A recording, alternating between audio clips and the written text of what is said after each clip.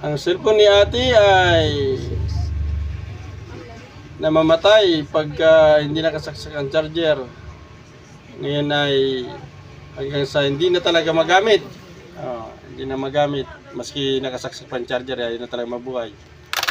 Ngayon ay okay na. Ayan. Pinalitan po namin ng baterya. So ayan, tinitesting nila po nila. Tinitest nila para sigurado. Ayan. Subscribe niyo po ako ate sa sa YouTube.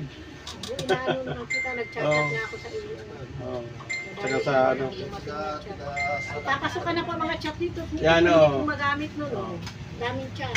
Ibig sabihin, yung antenna, yung sinabi ko, okay naman po. Okay naman. Nakahinang naman. May signal po, may green. Opo, nakita ko naman. Tingnan ko dito. Battery pa. Akin na. Ayos na. Ang discount ko. Sa'yo pa rin ako nagpunta. Ano na lang? Bawas na 100? So siya po nga ang balik natin yan. Sana naman. At dito po, sinisigurado po namin sa inyo na dito, Ayos lang, lakas ng signal pag nagpapagawa kayo, masasatisfied talaga kayo. Kasi napapanood po ninyo yung aming paggawa.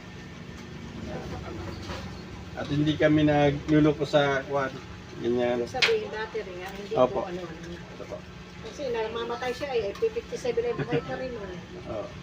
Ayos na po yan. Saka wala na pati yung kwan, yung dati po baga siya ay parang nagaganong-ganon. Sabi nung anak mo, battery po ito kita.